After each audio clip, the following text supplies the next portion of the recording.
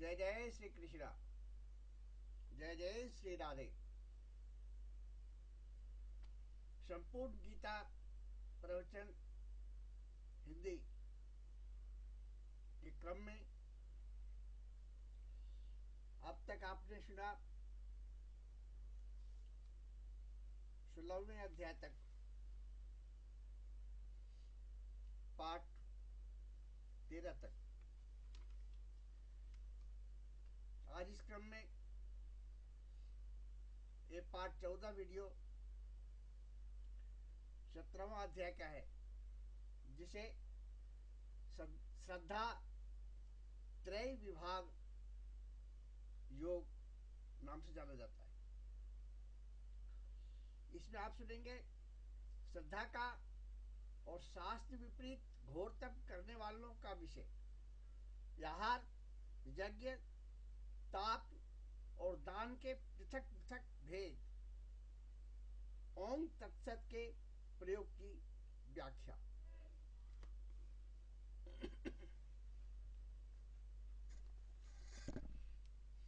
सत्रहवें अध्याय में अर्जुन कहते हैं, श्री कृष्ण, हे वासुदेव, जो मनुष्य शास्त्र विधि को त्याग कर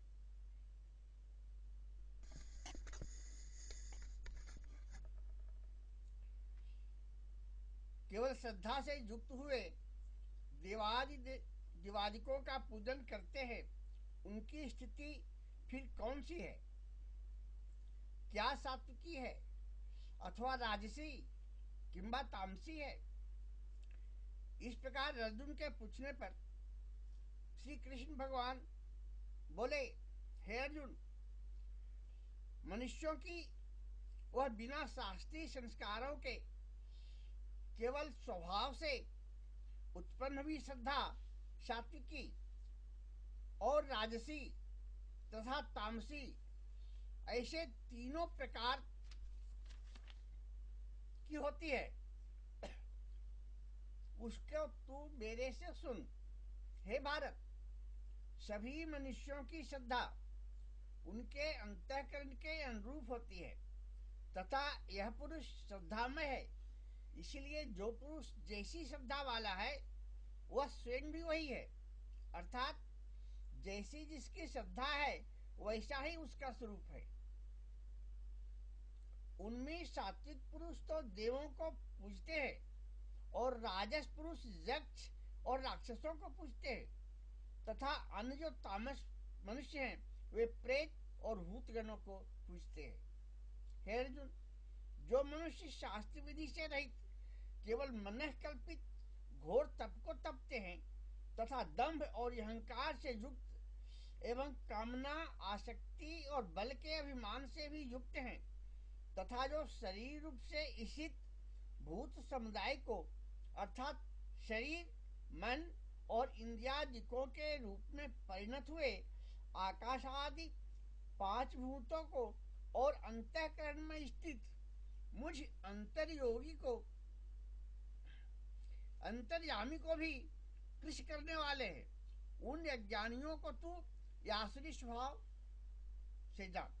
हे अर्जुन, जैसे श्रद्धा 3 प्रकार की होती है, वैसे ही भी भोजन भी सबको अपनी अपनी प्रकृति के अनुसार 3 प्रकार का प्रिय होता है, और वैसे ही यज्ञ, तप और दान भी 3-3 प्रकार के होते हैं। इनके इस न्यारे न्यारे भेद को तू मेरे से सुन। आयु, बुद्धि, बल, आरोग्य, सुख और प्रीति को बढ़ाने वाले, इस रसयुक्त चिकने और स्थिर रहने वाले तथा स्वभाव से ही मन को प्रिय ऐसे आहार अर्थात भोजन करने के पदार्थ तो सात्विक पुरुषों को प्रिय होते हैं। कड़वे, खट्टे, लवणयुक्त और अति गर्म, अति तीक्ष्ण, रूखे और दाह कारक एवं दुख, चिंता और रोगों को उत्पन्न करने वाले आहार अर्थात भोजन करने के पदार्थ राजस पुरुषों को प्रिय होते हैं तथा जो भोजन अधपका, रस रहित और दुर्गंध युक्त एवं बासी और उच्छिष्ट है तथा जो अपवित्र भी है वह भोजन तामस पुरुषों को प्रिय होता है। हे अर्जुन, जो यज्ञ शास्त्र विधि से नियत किया हुआ है तथा करना ही कर्तव्य है, ऐसे मानक समाधान करके फल को न चाहने वाले पुरुषों द्वारा किया जाता है, वह यज्ञ तो सात्विक है। और हे अर्जुन, जो यज्ञ केवल दंभाचरण के लिए ही अथवा फल के भी उद्देश्य से रखकर किया जाता है, उस यज्ञ को तू राजस जान। तथा शास्त्र विधि से हीन और अन्नदान से रहित एवं बिना मंत्रों के, बिना दक्षिणा के और बिना श्रद्धा के किए हुए यज्ञ को तामस यज्ञ कहते हैं। हे अर्जुन, देवता, ब्राह्मण, गुरु और ज्ञानी जनों का पूजन एवं पवित्रता, सरलता, ब्रह्मचर्य और अहिंसा, यह शरीर संबंधी तप कहा जाता है। तथा जो उद्वेगों को न करने वाला प्रिय और हितकारक एवं यथार्थ भाषण है, और जो वेद शास्त्रों के पढ़ने एवं परमेश्वर के नाम जपने का अभ्यास है, वह निसंदेह वाणी संबंधी तप कहा जाता है। तथा मन की प्रसन्नता और शांत भाव एवं भगवत चिंतन करने का स्वभाव, मन का निग्रह और अंतःकरण की पवित्रता, ऐसे यह मन संबंधी तप कहा जाता है। परंतु हे अर्जुन, फल को न चाहने वाले निष्कामी योगी पुरुषों द्वारा परम श्रद्धा से किए हुए उस पूर्वोक्त 3 प्रकार के तप को सात्विक कहते हैं।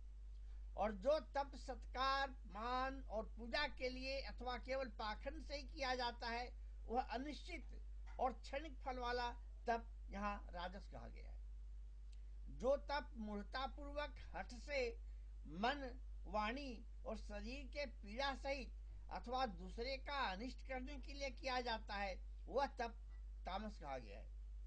और हे अर्जुन, दान देना ही कर्तव्य है, ऐसे भाव से जो दान देश, काल और पात्र को प्राप्त होने पर प्रत्युपकार न करने वाले के लिए दिया जाता है, वह दान तो सात्विक कहा गया है।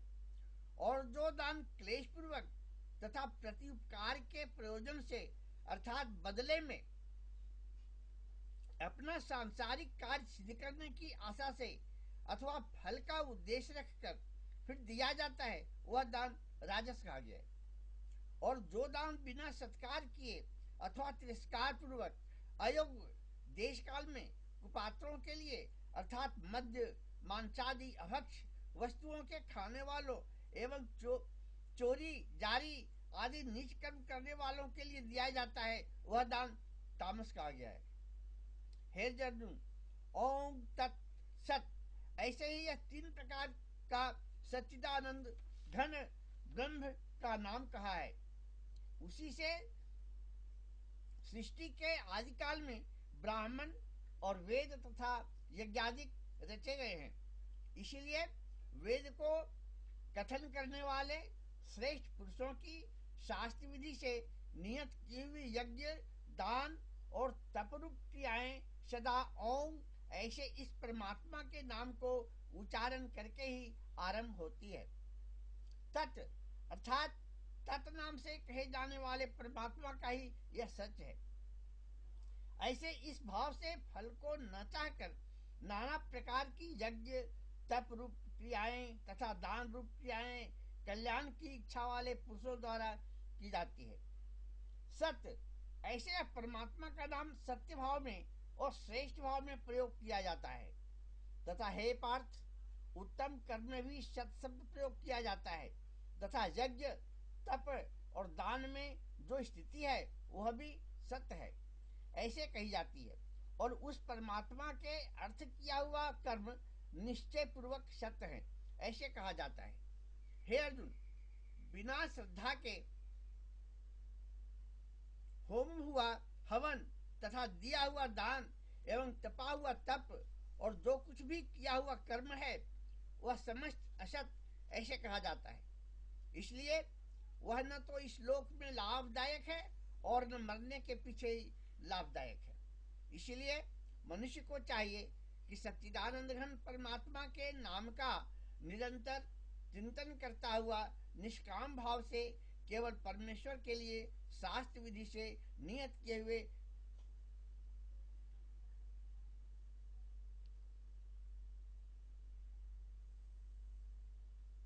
इसलिए मनुष्य को चाहिए कि सच्चिदानंद घन परमात्मा के नाम का निरंतर चिंतन करता हुआ निष्काम भाव से केवल परमेश्वर के लिए शास्त्र विधि से नियत किए हुए कर्मों का परम श्रद्धा और उत्साह के सहित आचरण करे। श्रीमद् भगवद गीता रूपी उपनिषद एवं ब्रह्म विद्या तथा योग शास्त्र विषयक श्री कृष्ण और अर्जुन के संवाद में श्रद्धा त्रय विभाग योग नामक 17वां अध्याय आपने आज सुना। अगले पाठ में 18वां अध्याय हम सुनेंगे और 18वां अध्याय अंतिम अध्याय है गीता का, और 18वां अध्याय के बाद मेरा संपूर्ण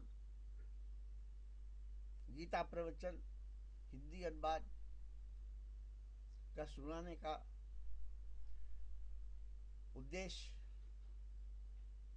कितना पूर्ण होता है वो तो परमात्मा ही जाने, लेकिन मेरा उद्देश्य यही है कि जिन्हें संस्कृत नहीं आती वे हिंदी से पढ़ के सुन के प्रवचन सुन के सत्संग करके गीता को जाने, गीता ज्ञान कर्म भक्ति योग भगवान की आराधना जीवन के कर्म सबको अपने जीवन में व्यवहारिक रूप से कैसे लाएं उसे अपने चरित्र में उतारने की बात है। इससे राजा का भी धर्म, प्रजा का भी धर्म, परिवार का कल्याण, समाज का कल्याण, देश का कल्याण और विश्व का कल्याण होता है। लेकिन व्यवहार करने पर आज भी गीता उसी प्रकार सही है हर व्यक्ति के लिए, हर समय के लिए, जिस तरह से कृष्ण ने अर्जुन को महाभारत के युद्ध के समय उपदेश दिया था। जय जय श्री कृष्ण, जय जय श्री राम।